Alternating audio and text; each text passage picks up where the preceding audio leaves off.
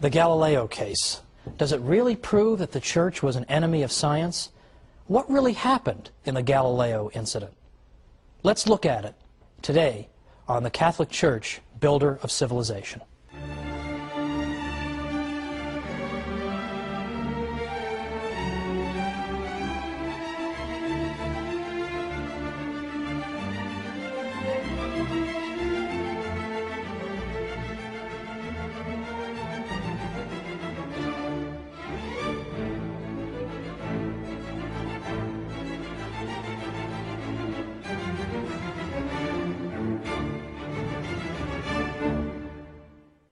Welcome to the Catholic Church, Builder of Civilization. I'm Thomas Woods.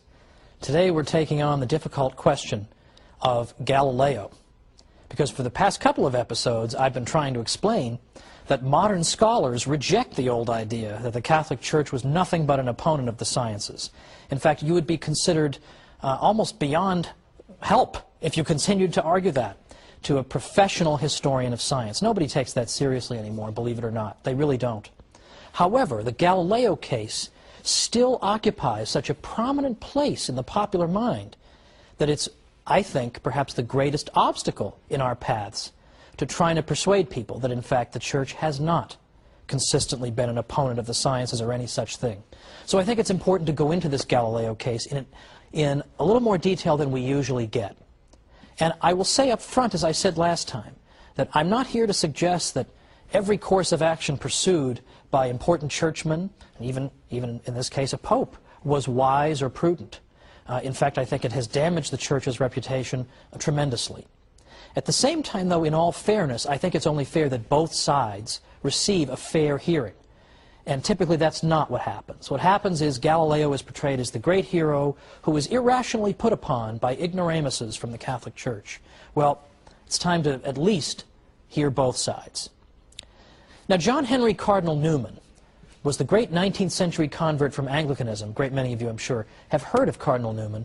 And he was a great historian in his own right. And he used to say that the Galileo case was, quote, the one stock argument against the Church with regard to the Church's relationship to science.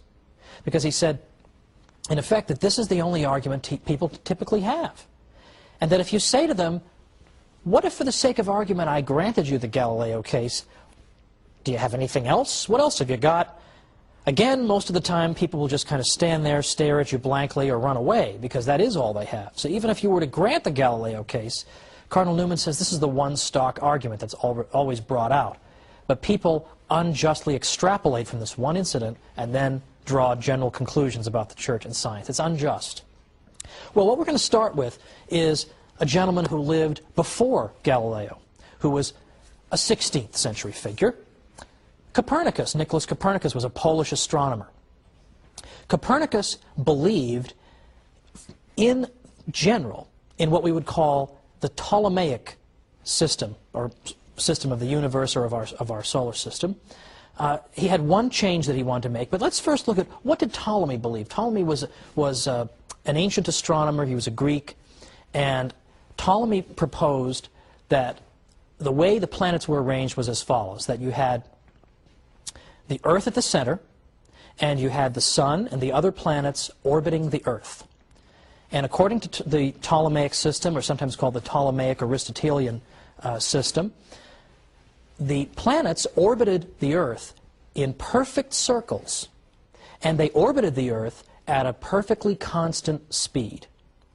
It was also suggested in this model that the various heavenly bodies, including the other planets and the moon, were perfect spheres.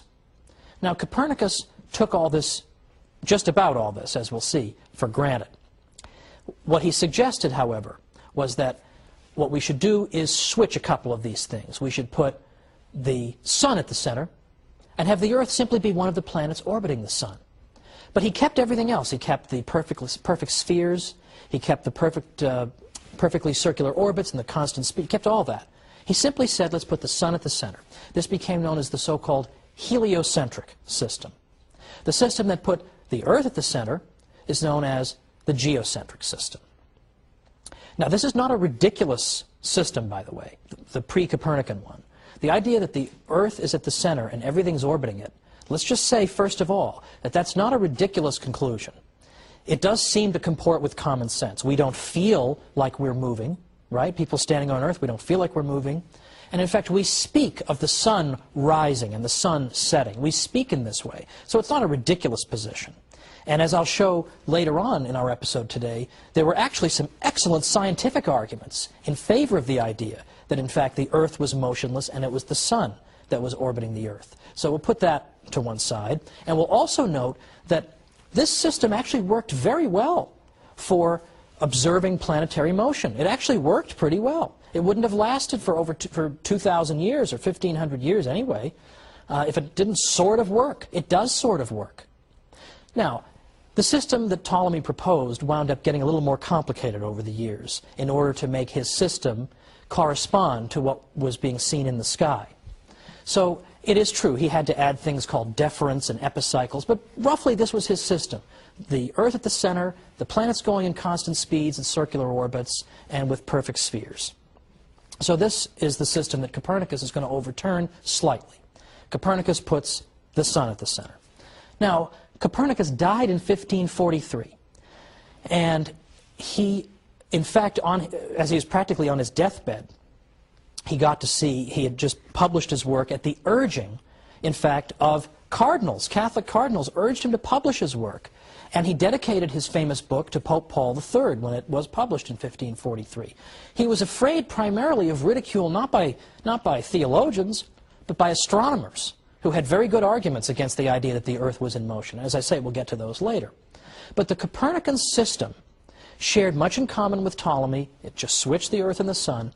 But it was subject to no formal Catholic censure until the Galileo case in the next century.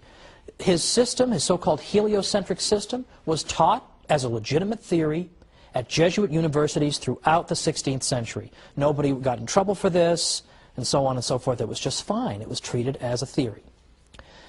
Now, in the 17th century, early 17th century, Galileo comes along. Now, Galileo is responsible for discoveries in physics and other areas, but we're focusing on what he saw in his telescope. Because although he didn't invent the telescope, he put it to important use. Because when Galileo looked in that telescope, he was able to see things that undermined aspects of Ptolemy's system. For instance, Galileo noted that clearly there are craters in the moon. I mean, the moon is not a perfect sphere, so that spherical thing is wrong. He noted that there were moons orbiting Jupiter. This contradicts Ptolemy because here we have something orbiting something other than the Earth. These moons are orbiting Jupiter. But more than that, as Jupiter is moving in its orbit, its moons are staying with it.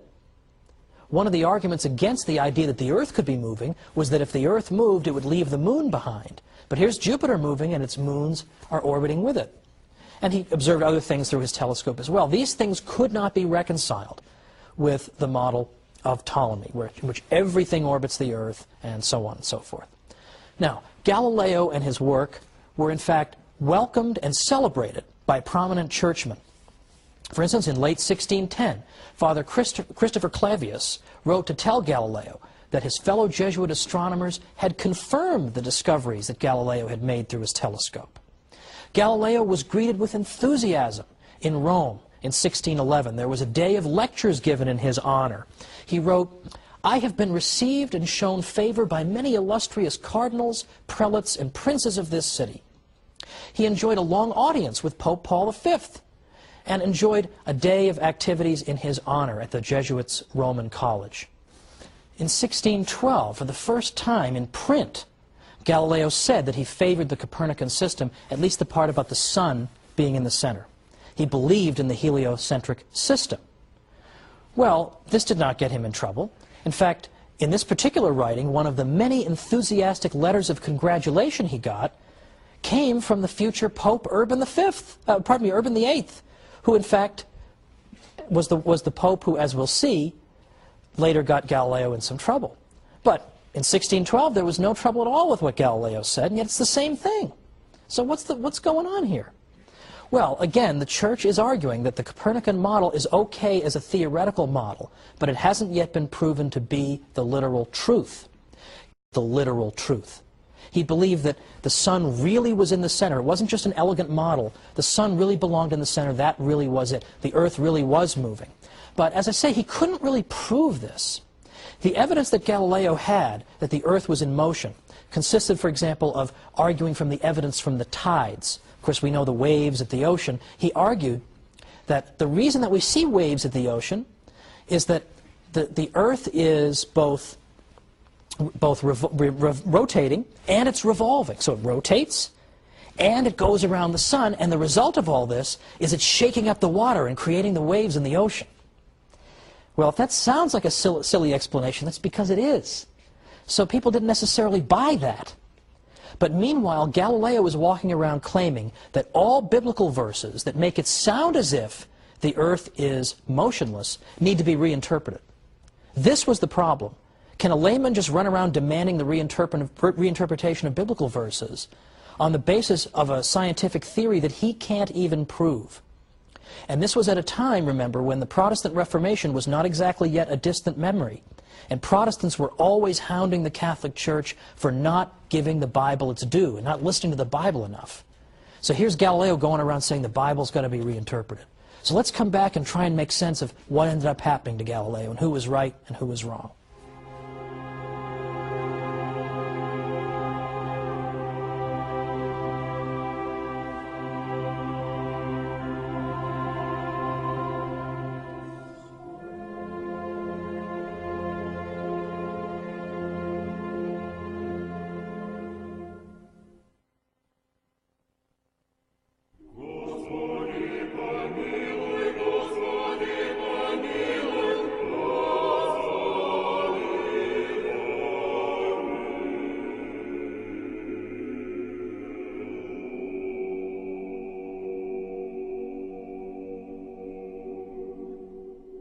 Welcome back to the Catholic Church, builder of civilization. I'm Thomas Woods.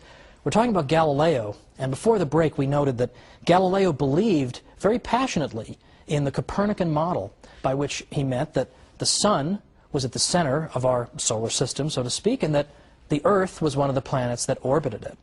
But as I also suggest, that he did not have ironclad proof of that by any means. And if you talk to any historian of science who knows anything about the 17th century, he will tell you that the geocentrists, those who disagreed with Galileo and put the Earth at the center, still had a very good and reasonable scientific argument. And I want to amplify that point and just show that it wasn't a question of complete morons irrationally opposing Galileo, and Galileo being a wonderful genius who has to tolerate all these stupid ignoramuses. To the contrary, they had extremely good arguments that he could not answer. The main argument involved something called stellar parallax. Now that sounds very complicated, but you'll be amazed at how simple it is.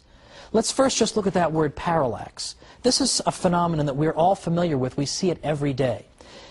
Parallax shift works as follows. Let's suppose, for lack of a better prop, that this candle is my mother, and I'm on a merry-go-round as a child, and I'm looking at my mother watch me go around the merry-go-round. And let's suppose that over in the distance there's a tree over here. But let's say that over here there's a hot dog stand. So here I am, I'm going on the merry-go-round, and I'm looking at Mom, and I'm waving, and when I get to this part of the merry-go-round and I look at her, I see her against the tree. But when I get to this part, and I look at her from this angle, I see her against the merry-go-round. Well, I don't say to my mother, hey, how come you're shifting around while I'm on the merry-go-round? I just know that in each case, it's because I'm looking at her from a different angle. When I look at her from this angle, I see her against the tree. When I look at her from this angle, I see her against the hot dog stand. This is called a parallax shift. It's why, if you look at a close-up object against a background, and you look at it with one eye, and then you look at it with the other eye, it seems to shift against the background. It's not because the object is actually moving, it's that you're looking at that object from a slightly different angle when you look at it from either of your eyes. Now, stellar parallax simply means a parallax shift that involves stars. And here, I'm going to refer you now to this diagram. What we see here in the diagram, you'll see on the left-hand side there are two human eyes. A little disturbing, but just work with me here. Look at the top eye in the upper left-hand corner. When that eye is looking at the object in the middle is that yellow star. From that angle, it sees the yellow star against the blue background. at the lower right of the diagram. Now let's look at the bottom eye. In the lower left corner, we see the bottom human eye. When it looks up at the object, it sees it against the red background. So the apparent shifting of that object is the parallax shift. Now let's look at our second diagram. This one is portraying outer space. And here, instead of two human eyes, we have two solid circles. The top solid circle is the Earth on, let's say, January 1st. The bottom one is 6 months later, when the Earth has gone halfway around the Sun. Now, what's going on here? Well, notice that, again, we have a closer-up object and some farther away objects. In the case of my merry-go-round example, my mother was the close-up object, and the tree and the hot dog stand were farther away. Here, we have a closer-up star, and then we have stars that are farther away. Now, on January 1st, when we look at that close-up star, we see it against the background of other stars more in the distance. Now, 6 months later, when we look back at that star, we're looking at it from another angle, so we're going to see it against a different background of stars. In other words, in the same way that my mother seems to shift, depending on where I am on the merry-go-round, close-up stars are going to seem to shift depending on where we are on the Earth's orbit around the Sun. So we should see a parallax shift. We should see the closer-up stars appearing to move against the background of the farther-away stars. Okay, that's the end of the diagram segment today. Well, what does this all boil down to? It boils down to this, that in fact, at that time in the 17th century, geocentrists were making that argument. They were saying, okay, Galileo, if you're so sure the Earth is going around the Sun, how come we don't see parallax shifts? Now, that's not a stupid argument, is it? Does that sound like a dumb guy argument? That's a very sophisticated argument, isn't it? But Galileo had no answer for that. And again, the Church's attitude was, if you can't prove to us that this is absolutely true, then the best we can do for you is say you can use it as a theory, but you certainly can't go around saying, well, the whole Bible needs to be revisited and reinterpreted. Can't do that till you prove it. And as I say, it had not been proven. The stellar parallax question had not been dealt with. And in fact, it wasn't until a very long time afterward that we got sensitive enough equipment to be able to detect the parallax shift. It is there, but the distances involved, with the stars being so far away from us, were so much greater than anyone thought. No one had any idea they'd be so far away. No one realized that the parallax shift would be so tiny because of the distances involved. It looked as if there were no parallax shift, and so therefore the Earth is motionless. So I think that's important, just as a matter of justice, to point out that these were not just stupid heads. That's a serious objection to Galileo. Now, Galileo refuses the compromise that's offered to him, whereby you can teach this as a theory, but at this point, it has not been proven. And again, the Church, as I said, is sensitive to Protestant charges that Catholics aren't paying proper regard to the Bible, so you have all these factors at work. Cardinal Robert Bellarmine said, look, if there were a real proof that the Sun is in the center of the universe, that the Earth is in the third heaven, and that the Sun does not go around the Earth, but the Earth around the Sun, then we should have to proceed with great circumspection in explaining passages of Scripture which appear to teach the contrary, and rather admit that we did not understand them than declare an opinion to be false which is proved to be true. But he said, as for myself, I shall not believe that there are such proofs until they are shown to me. Well, that's not a crazy position to hold, it seems to me. In 1624, Galileo was again received with great enthusiasm in Rome. The Pope told him that the Church had never declared Copernicanism to be a heresy and would never do so. And the Pope decided to hang on to this idea that Galileo could continue to teach what he wanted to teach as long as it was in the realm of theory, until such time, if ever, it should become established firmly as fact. Well, Galileo broke the rules. In 1632, he wrote his Dialogue on the Great World Systems. And in this work, he does not, in fact, stick to the idea that the Sun being at the center is a mere theory. He suggests that it's a fact. But worse than that was that Galileo wrote this dialogue as a dialogue. And one of the characters in this dialogue was a dunce, a dummy. And into the dummy's mouth he put the Pope's opinions.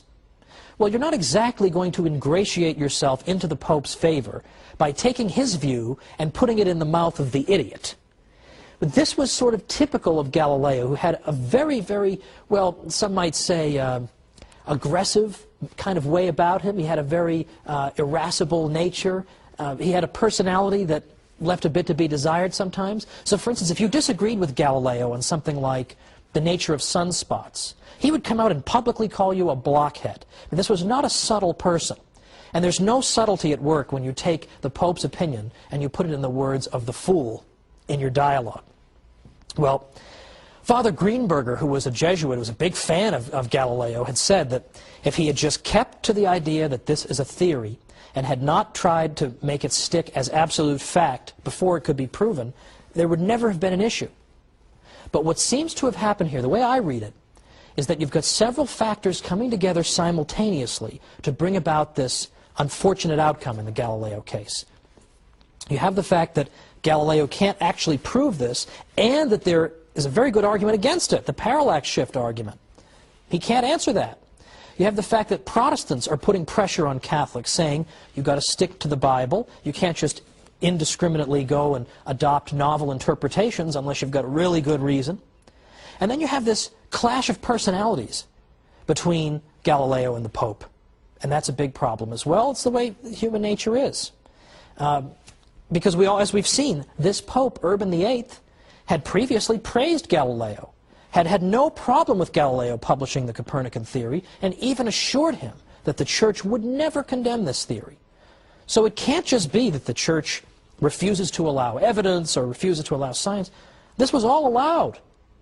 The Galileo tragedy occurred because of the convergence of all these factors. Now, that doesn't excuse what happened. Galileo was, in 1633, told that he could not publish in this area at all. Does not excuse that. But on the other hand, it helps us to understand it a little bit better, and that's important too. Now, a good many scholars have begun to argue that people at the time, at least some of them, understood that the sentence against Galileo was intended in large part personally against him. Because, for example, Father Boscovich, whom we talked about last time, the father of atomic theory, openly used the idea of a moving earth in his work, and he never got in trouble, was never hauled before any church tribunal. So, as I say, a great many people have said that it was aimed personally at Galileo. Now, having said all this, as I say, my purpose here is not to say that there was no wrong done or that this episode is something to celebrate. But at the same time, I think we can understand that what actually happened here was the fruit not of any mythical Catholic hostility to science, but merely the unfortunate convergence of a variety of factors occurring at the same time. Because what we've seen in these past few episodes is that the Church's achievements when it comes to science are legion and are substantial. And that we have seen that more and more professionals who actually do this for a living, who study the history of science for a living, are saying that Galileo case or no Galileo case, the Church helped to make the scientific revolution possible. And it helped make it possible not simply because a great many Catholic priests engaged in important scientific discoveries, or wrote important scientific works, or composed great scientific encyclopedias, all of which the Jesuits did. It's not simply that. It's that the Church provided the framework in which science was possible. It made us believe that the universe could be understood by our minds and encouraged us to engage in this type of undertaking. And finally, even beyond that, the Church encouraged, yes, believe it or not, the free interchange of ideas. It encouraged a culture of debate and discussion. That was the culture that was fostered in the university system of the Middle Ages.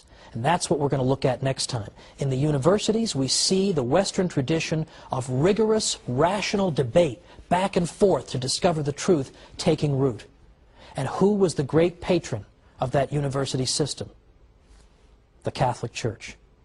So, I look forward once again to being with you and talking once again about another unfortunately unheralded aspect of our Western civilization, the Church's fostering of the university system, which gives us our great civilization. Thank you.